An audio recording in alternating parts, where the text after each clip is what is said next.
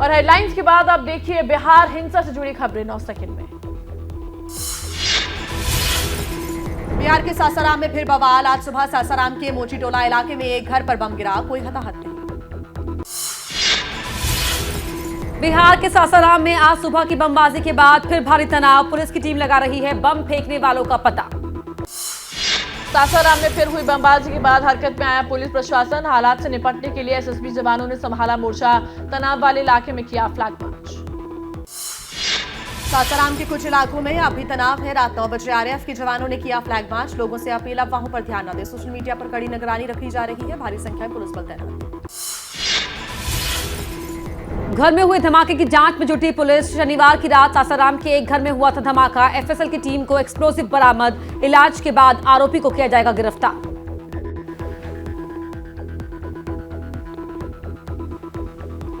और नालंदा में आखिर कितनी शांति और कितने लोग गिरफ्तार है, उससे जुड़ी खबरें आपको दिखा देते हैं 9 सेकंड न्यूज में। नालंदा हिंसा में पकड़े गए सभी आरोपियों से बिहार शरीफ के सर्किट हाउस में हुई पूछताछ। बिहार के डीजीपी आरएस भट्टी भी थे मौजूद। सवाल जवाब के बाद सीजीएम के सामने पेश हुई है। हालात से निपटने के लिए बिहार भेजी अर्धसैनिक बलों की 10 कंपनियां। सीआरपीएफ, एसएसबी और आईटीबीपी के जवान होंगे शामिल। गुरुवार को सासाराम और नालंदा में हुई थी हिंसा। नालंदा हिंसा पर अलर्ट मोड पर बिहार सरकार। नालंदा में 4 अप्रैल तक इंटरनेट सेवा पूरी तरह से बंद। संवेदनशील और अति संवेदनशील क्षेत्र, भारी संख्या में पुलिस बल तैनात। नालंदा के हिंसा प्रभावित क्षेत्रों में एबीपी न्यूज की पड़ताल। सड़कों पर पसरा हुआ है सन्नाटा। अलर्ट मोड पर पुलिस। सख्ती से धारा 144 लागू। चप्पे चप्पे पर पुलिस जवान तैनात। बिहार हिंसा पर डीजीपी आरएस भट्टी का बयान। किसी भी असामाजिक तत्व को बख्शा नहीं जाएगा। अब तक 109 लोग गिरफ्तार। किसी भी असामाजिक तत्व को बख्शा नहीं जाएगा। डेप्यूटी सीएम तेजस्वी यादव ने ट्वीट कर बीजेपी पर बोला हमला। कहा जिन राज्यों में बीजेपी कमजोर वहां बौखलाई हुई है। सद्भाव बिगाड़ने की संघीय कोशिशों पर बिहार सरकार की पैनी नजर। हिंसा के बाद अलर्ट मोड में नालंदा प्रशासन। डीएम ने शहर के सभी 51 वार्ड से शांति कमेटी की बैठक बुलाई। 110 लोग बैठक में शामिल हुए। सुरक्षा को लेकर 9 कंपनी बुलाई गई। हिंसक झड़प के बाद बिहार शरीफ में सुरक्षा बलों ने किया फ्लैग मार्च। अर्धसैनिक बल की तैनाती के बाद शहर के हालात नियंत्रण में। सोशल मीडिया पर भी पैनी नजर। और बिहार हिंसा पर सियासत की आंधी। नीतीश पर क्यों हमलावर है शाह, देखिए सारी खबर 9 सेकंड न्यूज में।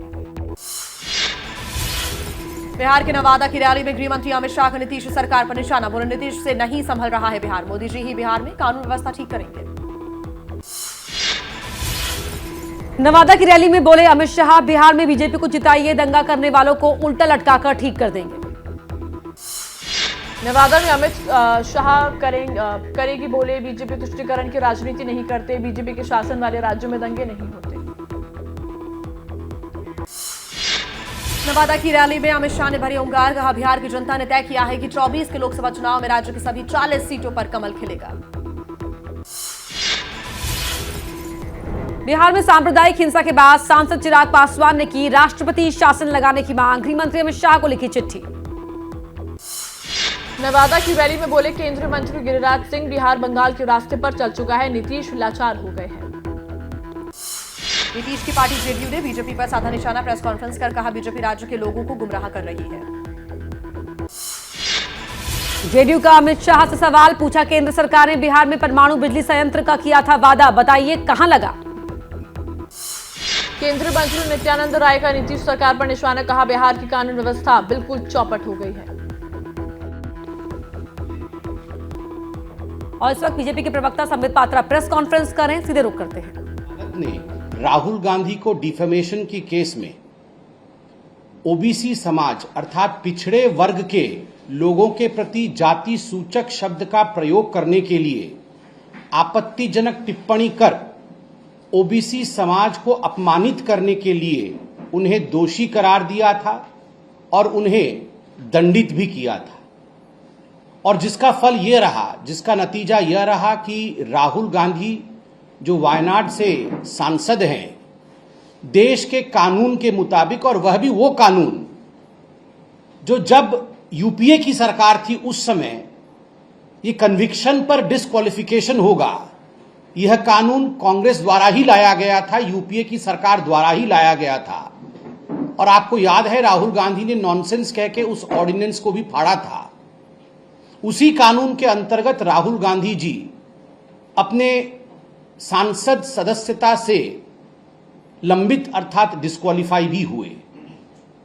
आज मीडिया के माध्यम से पता चला है और कल से यह न्यूज चल भी रहा है कि राहुल गांधी, उनके परिवार के लोग और कुछ मुख्यमंत्री जैसे अशोक गहलोत, भूपेश बघेल जी, उनके परिवार से प्रियंका वाड्रा, ये सारे लोग आज सूरत जा रहे हैं राहुल गांधी के साथ और वहां पर अपील करने के नाम पर हुड़दंग करने वाले हैं, रास्ता रोको, नौटंकी करो, इस प्रकार का एक माहौल गुजरात में कांग्रेस पार्टी और राहुल गांधी जी का परिवार बनाने वाला है। बंधुगण, मुझे यह समझ में नहीं आ रहा है कि आखिरकार ये हंगामा बरपाने की आवश्यकता क्या है।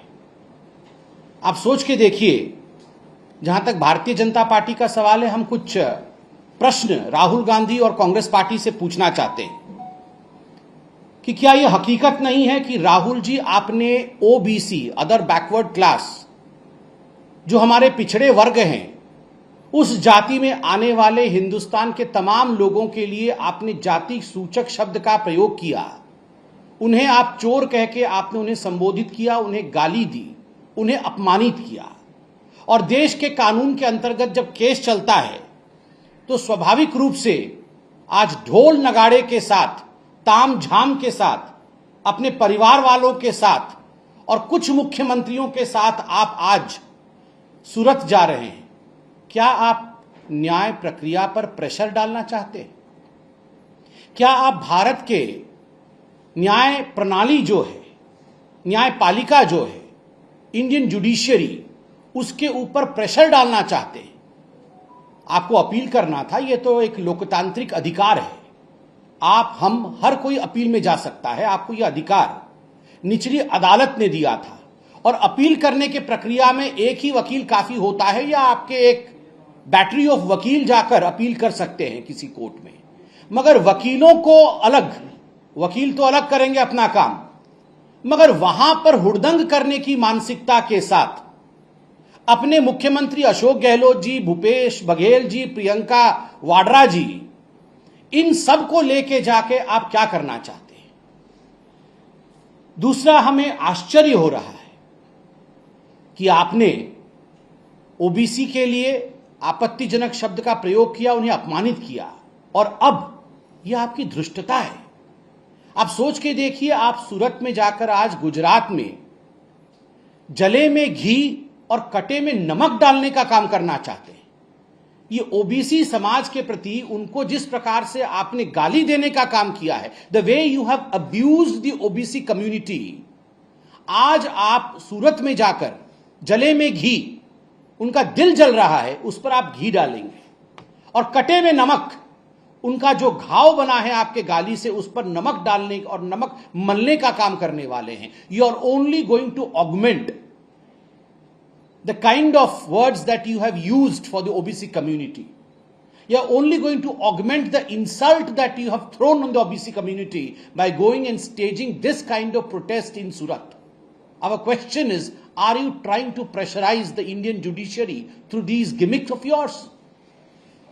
बंधुगण, मुझे आश्चर्य इस बात का है कि जहां तक राहुल गांधी और उनके परिवार का सवाल है, कोर्ट ने उन्हें एक मौका दिया था, निचली अदालत ने, द लोअर कोर्ट, उन्हें एक मौका दिया था कि राहुल जी, आप माफी मांग सकते हैं। आपने ओबीसी कम्युनिटी के प्रति जिस प्रकार के आपत्तिजनक शब्दों का प्रयोग किया है, आप चाहें तो आप माफी मांग सकते हैं। राहुल ने कहा, मैं राहुल हूं, मैं माफी नहीं मांगता। I am Rahul, Rahul does not से सॉरी। सच एरोगेंस, मैं राहुल हूं। अरे राहुल ही तो हैं, यही तो हम शुरू से बोल रहे हैं। The two R's never go together, Rahul and responsibility. Rahul और जिम्मेदारी कभी एक साथ चलते ही नहीं है। मैं राहुल हूं इसलिए मैं माफी नहीं मांग सकता हूं। क्यों? ये सेंस ऑफ एंटाइटलमेंट क्यों है? इतना एरोगेंस क्यों है? इस देश की अदालत में ये सुंदरता है, इस लोकतांत्रिक देश में ये खूबसूरती है कि किसी भी डिफेमेशन केस में अदालत आपको मौका देती है अपने भूल सुधारने के लिए। The court gives you ample platform to rectify your mistake. अगर आपसे गलती हुई है, आप कहिए मिलॉर्ड मुझसे गलती हुई है, मैंने ओबीसी कम्युनिटी का मजाक बनाया, उनके खिलाफ आपत्तिजनक शब्द का प्रयोग कर उन्हें अपमानित किया, मैं हाथ जोड़ के माफी मांगता हूं। जैसे आपने सुप्रीम कोर्ट में कान पकड़ करके हाथ जोड़ करके एफिडेविट लिख करके रफाल के केस में माफी मांगा था। देश के प्रधानमंत्री नरेंद्र मोदी जी के खिलाफ झूठ उगलने के लिए सुप्रीम कोर्ट ने आपसे कान पकड़वा करके माफी मंगवाया था, लिखित में माफी मंगवाया था और माफी मांगना पड़ा था। पहले तो याद करिए, सुप्रीम कोर्ट में भी ये राहुल बाबा तैयार नहीं थे माफी मांगने के लिए। सुप्रीम कोर्ट ने कहा nothing doing, you have to apologise and that too in written through an affidavit. Affidavit देके माफी मांगनी पड़ी थी। सूरत के निचली अदालत ने यह मौका राहुल गांधी को दिया था। राहुल गांधी ने अपने एरोगेंस के कारण माफी नहीं मांगी, क्योंकि उनको कटे में नमक लगाना था ओबीसी समाज के। और आज उसी अपमान को दोहराने के लिए, उसी इंसल्ट को बढ़ाने के लिए ओबीसी कम्युनिटी की तरफ आज वो अपने परिवार के साथ कूच कर रहे हैं गुजरात की ओर। जनता सब देख रही है। राहुल गांधी, आप ये प्रेस कॉन्फ्रेंस जरूर देख रहे होंगे। मैं आपसे सवाल पूछना चाहता हूं, व्हाई सच डिस्डेन? हिंदुस्तान के ओबीसी कम्युनिटी के प्रति इस प्रकार का नफरत क्यों है गांधी परिवार का? Why don't you have faith in Indian judiciary? जब कोर्ट ने ये फरमान सुनाया, जब सूरत के निचली अदालत ने इस प्रकार का फरमान सुनाते हुए आपको दोषी करार दिया और आपको दंडित किया और अपील करने के लिए विंडो भी दिया आपको, उसके बाद आप और आपके लोगों ने जिस प्रकार हिंदुस्तान के जुडिशरी के ऊपर हमला किया, यह अपने आप में चिंता का विषय है। Because you don't have any regard for the judiciary of India. हमारा तीसरा सवाल है, why such hatred for Indian democracy? Bharat के लोकतंत्र के लिए इस प्रकार की वितृष्णा क्यों है? आप याद करिए, पहले जाके हिंदुस्तान से बाहर हिंदुस्तान को अपमानित करते हैं, और अब जब ओबीसी कम्युनिटी को अपमानित करते हैं और ओबीसी कम्युनिटी को अपमानित करने के कारण कानून के अंतर्गत वो डिस्क्वालीफाई हो जाते हैं। लुक एट दी, आप हिम्मत देखिए कांग्रेस पार्टी की। Look at the audacity of the Congress party. Foreign countries में उनके एजेंट्स को फिट कर रखा है कि यहां से वक्तव्य जारी कराइए कि भारतवर्ष में डेमोक्रेसी खतरे में आ गया है। This is nothing other than Indira is India, India is Indira movement. Rahul is not India and India is not Rahul. ये राहुल गांधी पर्यायवाची शब्द है भारतवर्ष का, और भारतवर्ष मतलब राहुल गांधी और गांधी परिवार ये नहीं है। आप डिस्क्वालीफाई कानून के अंतर्गत हुए हैं, इसलिए आपके एजेंट जाके दूसरे देशों में जो बयान दे रहे हैं या दिलवा रहे हैं और उसका समर्थन कांग्रेस पार्टी भारतवर्ष से कर रही है, तो हम सवाल पूछते हैं, why this disdain, this dislike for Indian democracy? Bharat के डेमोक्रेसी और लोकतंत्र के खिलाफ इस प्रकार का वितृष्णा भाव क्यों है आपके मन में? और एरोगेंस और एंटाइटलमेंट की चरम सीमा देखिए।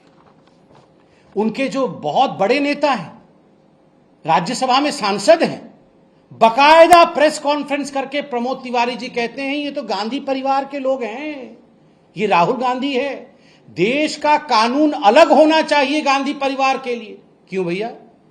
गांधी परिवार के लिए देश का कानून अलग क्यों होगा? Why should there be a separate CrPC और an IPC for the Gandhi family?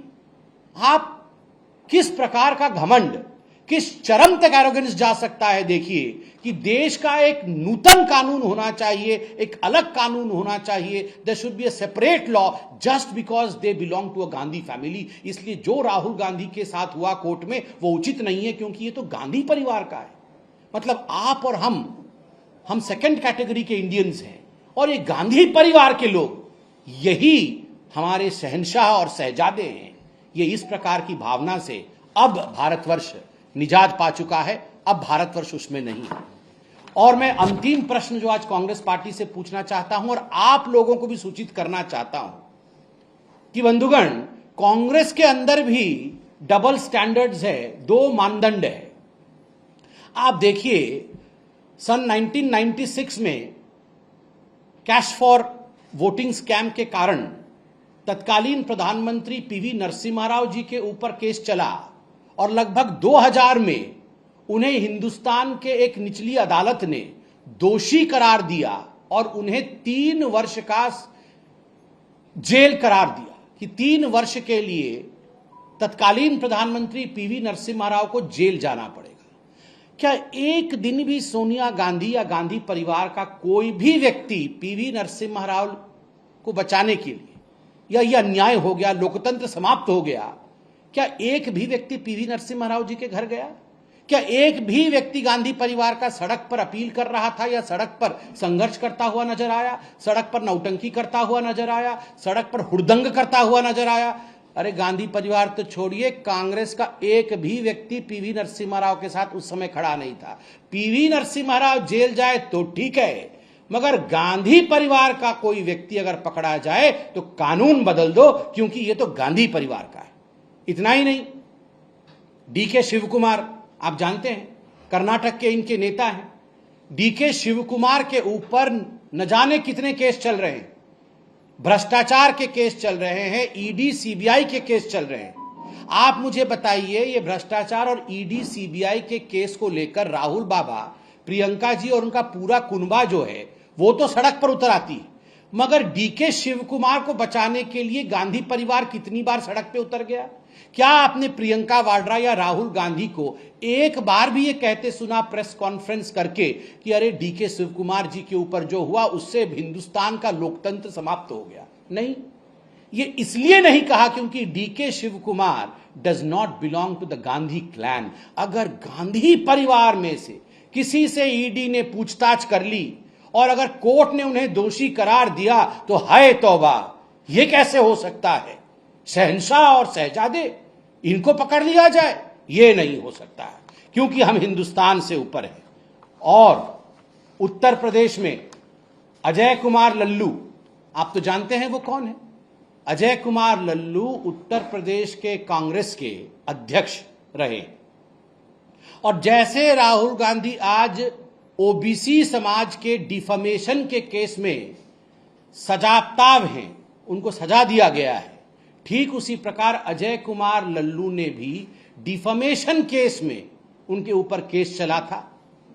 एक मंत्री के ऊपर उन्होंने अनर्गल बयान किया था उत्तर प्रदेश में, पूरा विषय कोर्ट में चला और अजय कुमार लल्लू को सजा हुई, उन्हें जेल हुआ, वो भी जेल में थे। एक दिन आपने राहुल गांधी जी को सड़क पे उतरते हुए या अमेरिका और इंग्लैंड में जाकर गुहार लगाते हुए या ये कहते हुए सुना कि हाय डेमोक्रेसी खत्म हो गई? अजय कुमार लल्लू जेल जाए तो डेमोक्रेसी ठीक है, क्योंकि अजय कुमार लल्लू तो गांधी परिवार के नहीं है। गांधी परिवार के किसी व्यक्ति के ऊपर अगर कोर्ट ने कोई टिप्पणी कर दी और सजा उनको हो गया तो हाय तौबा मचा देना है और हुड़दंग कर देना है। मगर आज राहुल जी आप सुन लीजिए, भारतीय जनता पार्टी स्पष्ट रूप से आपसे कहती है, you can not take the OBC community for granted. Bharat के पिछड़े वर्ग को आप टेकन फॉर ग्रांटेड नहीं ले सकते। आप उनके खिलाफ आपत्तिजनक शब्द का प्रयोग करेंगे, उन्हें गाली देंगे, उनका अपमान करेंगे, और जब कोर्ट इस पे टिप्पणी करेगी, कानून अपना काम करेगा, तो आप जाकर हुड़दंग करेंगे।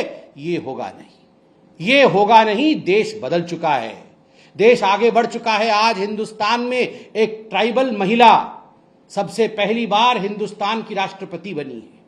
ये कितनी बड़ी बात है। आज हिंदुस्तान का प्रधानमंत्री ओबीसी समाज से आता है। आज ओबीसी समाज से सर्वाधिक लोग हमारे कैबिनेट में मौजूद हैं। स्वाभाविक रूप से यह दर्शाता है कि सबका साथ, सबका विकास, सबका विश्वास और सबका प्रयास, यह इस सरकार का मंत्र है। इस मंत्र को तोड़ने वाले को किसी प्रकार की रियायत नहीं दी जाएगी, सबको एक होकर चलना पड़ेगा। इतना ही कह के मैं अपने वक्तव्य को समाप्त करूंगा। इसी विषय पर कोई प्रश्न पूछना हो तो जरूर पूछे। पहले Sir, this is Shubhashish Modi from ABP Network. I want to ask you that if you look into Bengal politics in that matter, Mamata Banerjee, one of the leading opposition leader, she has already stated that वो राहुल जी के साथ है। ऐसे सारे विरोधियों वो गांधी परिवार के तरफ आके हाथ फैला रहे हैं कि हम सब साथ हैं, सबका साथ, सबका विकास। क्या कहेंगे? मुझे तो आश्चर्य होता है। ममता बनर्जी सुबह कुछ कहती हैं, शाम को फिर राहुल गांधी के खिलाफ कहती हैं। सुबह बुके लेके गांधी परिवार के पास पहुंचती है और दोपहर तक कहती है राहुल बाबा से ना हो पाएगा। तो पहले तो आदरणीय ममता जी से आप पूछ लीजिए कि राहुल जी से हो पाएगा कि नहीं हो पाएगा। और चलिए अब देख लेते हैं रामनवमी पर पश्चिम बंगाल के अलग अलग शहरों में कितनी हिंसा हुई है वहां पे। आइए आपको दिखाते हैं 9 सेकंड न्यूज में। पश्चिम बंगाल में कल शाम एक बार फिर भड़क उठी हिंसा। हुगली में रात भर जारी रही धरपकड़, अब तक 12 लोग गिरफ्तार। पश्चिम बंगाल के हुगली में हालात को देखते धारा 144 लागू, आज रात 10 बजे तक इंटरनेट सेवा बंद। हुगली में पत्थरबाजों की तस्वीरें कैमरे में हुई कैद। तस्वीरों में साफ नजर आ रहा है कि पत्थर फेंके जा रहे हैं और लोग बचने की कोशिश कर रहे हैं। हुगली में हिंसा उस वक्त भड़की जब रिश्रा इलाके में शोभा यात्रा निकल रही थी। इस यात्रा में बीजेपी नेता दिलीप घोष भी शामिल थे। आरोप है कि दिलीप घोष के जाने के बाद अचानक यात्रा में शामिल लोगों पर पथराव हुआ। हुगली में पत्थरबाजी के बाद भारी तनाव, गुस्साई भीड़ ने साइकिल और दूसरे सामान में लगाई आग। हुगली में उपद्रवियों पर काबू पाने के लिए पुलिस को करना पड़ा लाठीचार्ज। आरोपियों की धरपकड़ जारी, पुलिस ने किया फ्लैग मार्च। बीजेपी नेता लॉकेट चटर्जी का बड़ा आरोप, बोली हुगली में मस्जिद से फेंके गए पत्थर। हुगली की हिंसा पर पश्चिम बंगाल के राज्यपाल सीवी आनंद बोस सख्त, कहा हिंसा करने वालों को मिलेगा करारा जवाब। बीजेपी बंगाल राज्य अध्यक्ष सुकांत मजूमदार ने गृह मंत्री अमित शाह को लिखी चिट्ठी। हिंसा को लेकर पश्चिम बंगाल बीजेपी अध्यक्ष सुकांत मजूमदार बोले, गृह मंत्री अमित शाह को लिखेंगे चिट्ठी, कहा राज्य में कानून व्यवस्था चौपट। पश्चिम बंगाल की हिंसा को लेकर तृणमूल कांग्रेस की नेता शशि पांचा का बीजेपी पर निशाना। बोली जब से बीजेपी केंद्र सरकार में आई है तब से इस तरह की घटनाएं बढ़ी हैं, जानबूझकर बंगाल में अशांति फैलाने की साजिश। टीएमसी प्रवक्ता कुणाल घोष का बीजेपी पर हमला, बोले हुगली की हिंसा बीजेपी ने कराई, ममता सरकार को बदनाम करने की साजिश। टीएमसी सांसद कल्याण बैनर्जी ने बंगाल के हिंसा प्रभावित इलाके का दौरा किया, लोगों से शांति बनाए रखने की अपील की। हिंसा के बाद संभाजीनगर में शांति, देख लेते हैं महाराष्ट्र हिंसा से जुड़ी कुछ खबरें 9 सेकंड में। महाराष्ट्र के संभाजीनगर में हुई हिंसा को लेकर अब तक 28 आरोपी गिरफ्तार, 50 से ज्यादा संदिग्धों की पहचान। मुंबई के गोरेगांव इलाके में रविवार को निकाली गई रामनवमी शोभा यात्रा, भारी तादाद में मुंबई पुलिस ने सिक्योरिटी के इंतजाम किए। मुंबई के अंधेरी इलाके में निकाली गई सावरकर गौरव यात्रा, मुस्लिमों ने भी किया यात्रा का स्वागत। महाराष्ट्र के छत्रपति संभाजीनगर में महाविकास अघाड़ी की रैली में बोले उद्धव ठाकरे, जब जब हिंसा दिखाई दे तब तब समझ जाना चुनाव है। और अब देख लेते हैं देश की बड़ी खबरें 9 सेकंड में। पीएम मोदी आज सीबीआई के डायमंड जुबली समारोह का उद्घाटन करेंगे। दोपहर 12 बजे विज्ञान भवन में होगा कार्यक्रम। महाराष्ट्र के सीएम एकनाथ शिंदे 9 अप्रैल को जाएंगे अयोध्या, प्रेस कॉन्फ्रेंस कर दी जानकारी। भूटान के राजा केसर नामग्याल वांगचुक आज से 3 दिन की भारत यात्रा पर, दोनों देशों के द्विपक्षीय संबंधों पर प्रधानमंत्री से करेंगे बातचीत। विदेश मंत्री एस जयशंकर ने बेंगलुरु में युवाओं से बात की, विदेश नीति, G20 और कर्नाटक में विधानसभा चुनाव से जुड़े सवालों के दिए जवाब। सांसद तेजस्वी सूर्या भी रहे मौजूद। चुनाव से पहले राजस्थान में राजपूतों ने दिखाई ताकत, ईडब्ल्यूएस आरक्षण 14% करने और क्षत्रिय कल्याण बोर्ड के गठन की मांग की। जयपुर में हुई महापंचायत, बड़ी संख्या में लोग हुए शामिल। असम के मुख्यमंत्री हिमंत बिस्वा को मिली धमकी के बाद बढ़ाई गई सुरक्षा, ऑडियो मैसेज के जरिए खालिस्तान समर्थक गुरपतवंत सिंह पन्नू के धमकाया, ऑडियो क्लिप की जांच में जुटी है पुलिस। थल सेना अध्यक्ष जनरल मनोज पांडे जाएंगे ऑस्ट्रेलिया, 4 दिवसीय यात्रा के दौरान सैन्य अधिकारियों से करेंगे मुलाकात, रक्षा सहयोग बढ़ाने पर जोर। पंजाब के गुरदासपुर में किसानों का प्रदर्शन, केंद्र और राज्य सरकार के खिलाफ नारेबाजी, बारिश और ओले की वजह से खराब हुई फसल के लिए मुआवजे की मांग। और अब बीजेपी, कांग्रेस और आम आदमी पार्टी के नेताओं की जुबानी जंग देख लीजिए 9 सेकंड में। राहुल गांधी का फिर केंद्र सरकार पर निशाना, बोले मैं फिर से दोहरा रहा हूं, प्रधानमंत्री बताए अडानी की शेल कंपनियों में लगा 20,000 करोड़ किसका है। केंद्रीय मंत्री अनुराग ठाकुर का राहुल गांधी पर निशाना, बोले पहले कह रहे थे मैं गांधी हूं, माफी नहीं मांगूंगा, अब कोर्ट जा रहे हैं। हरियाणा के स्वास्थ्य मंत्री अनिल विज का राहुल गांधी पर निशाना, बोले क्या कांग्रेस कोर्ट के खिलाफ प्रदर्शन कर रही है, ये कंटेनमेंट ऑफ कोर्ट का केस। हरियाणा के स्वास्थ्य मंत्री अनिल विज ने कहा, सिसोदिया की गिरफ्तारी पर केजरीवाल की पार्टी ने भी कानून का अपमान किया है। दिल्ली सरकार में मंत्री सौरभ भारद्वाज का डिग्री को लेकर पीएम मोदी पर निशाना, बोले पीएम मोदी की डिग्री के विषय में इतना रहस्य आखिर क्यों बना हुआ है।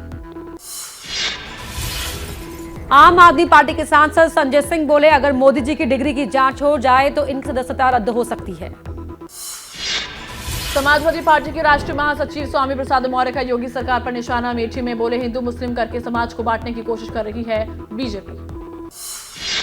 गुवाहाटी में केजरीवाल का असम सरकार पर निशाना, बोले 52 साल तक कांग्रेस और उसके बाद 10 साल तक असम गण परिषद और पिछले 7 साल में बीजेपी ने असम को बर्बाद कर दिया।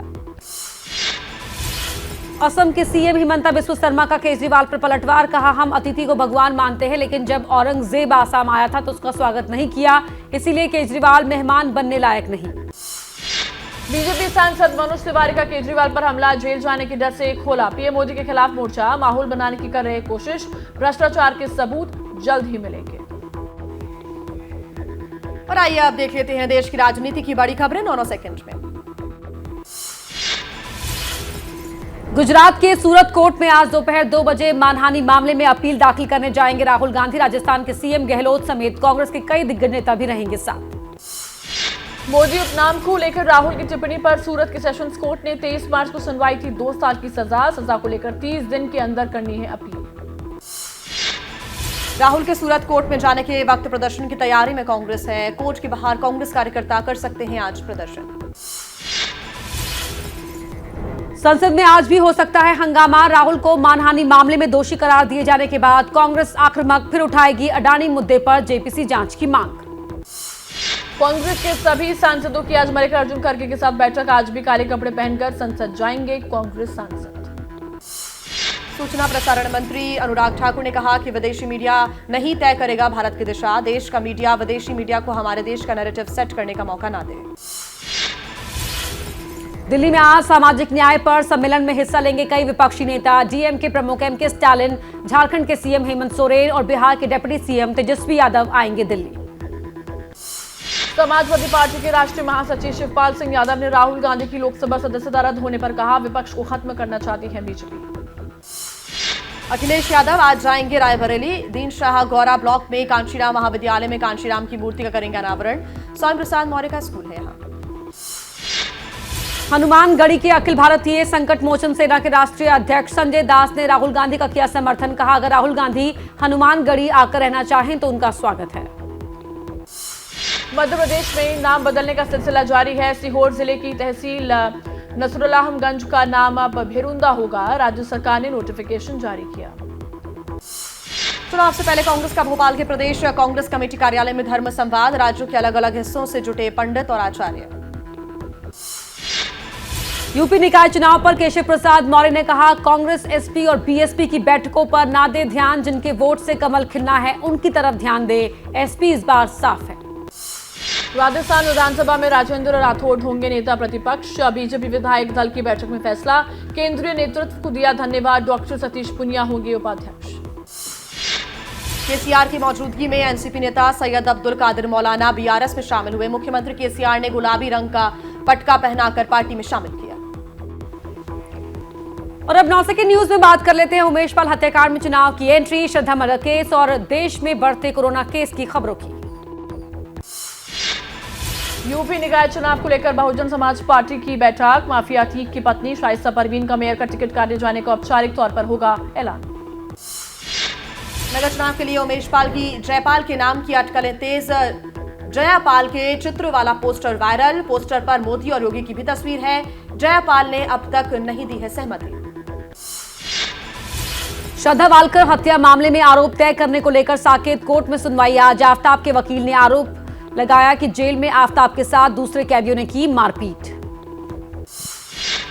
दिल्ली में आए कोरोना के 429 नए केस, एक मरीज की मौत, वायरस संक्रमण दर 16% के पार, देश भर में 3824 कोरोना के नए मामले, स्वास्थ्य विभाग की सतर्क रहने की अपील दी। महाराष्ट्र में कोरोना के 562 नए मामले आए सामने, राज्य में कुल मरीजों की संख्या 3400 के पार, महाराष्ट्र में अब तक 3 मरीजों की मौत। कोरोना को लेकर अलर्ट मोड पर योगी सरकार, शनिवार को 69 नए केस आए सामने, ब्रजेश पाठक ने कहा, किसी भी हालात से निपटने के लिए पूरी तरह से तैयार। और अब देख लेते हैं अपराध जगत की खबरें 9 सेकंड में। आकांक्षा दुबे आत्महत्या केस में नया मोड़। आकांक्षा की मां मधु दुबे ने समर सिंह और संजय सिंह से बताया जान का खतरा। खुदकुशी केस में दोनों हैं नामजद आरोपी।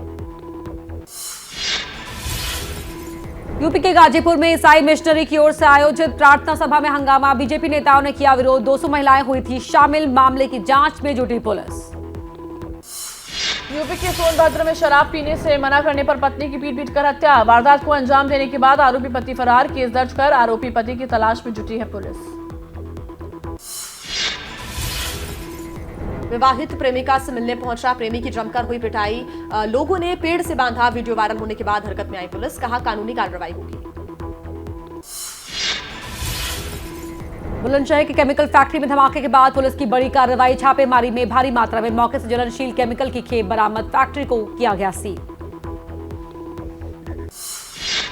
गोरखपुर में मुठभेड़ के बाद पुलिस ने 4 बदमाशों को किया गिरफ्तार। एनकाउंटर में एक बदमाश घायल। पैर में लगी गोली। अपराधियों के पास से हथियार बरामद। ज्वेलरी शॉप में चोरी करते समय का वीडियो हुआ वायरल। 3 महिलाएं ज्वेलरी खरीदने के लिए पहुंची थी। मौका मिलते ही हाथ साफ किया। दुकान की मालिक ने शिकायत की और महिलाओं की तलाश में अब पुलिस जुटी हुई है।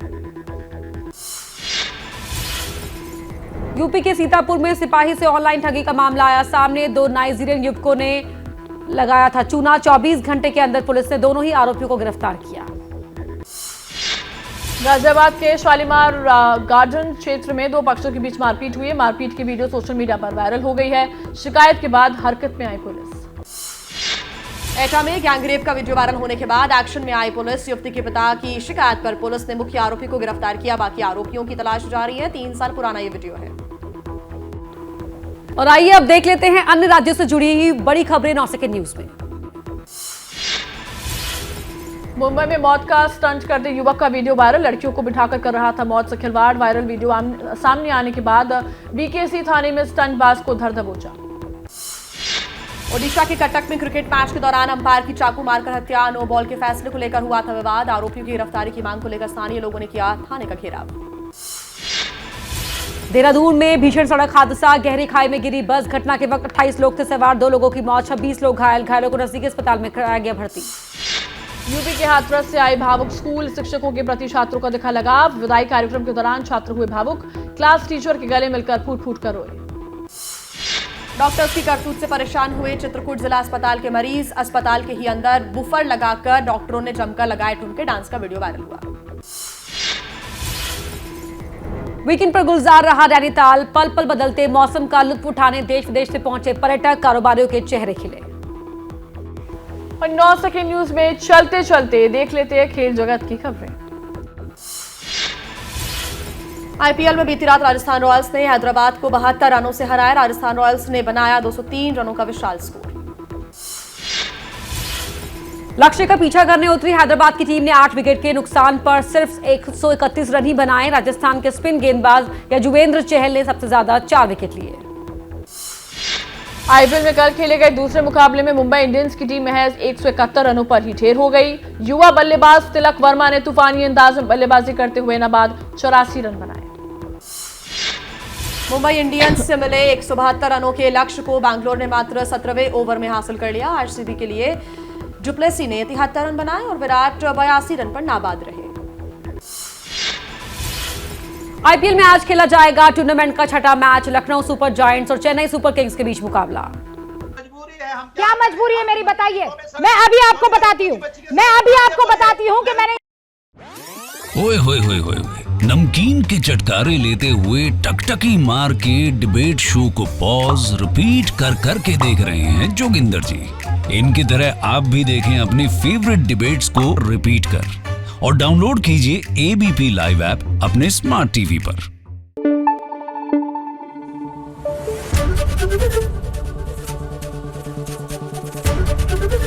एबीपी न्यूज आपको रखे आगे।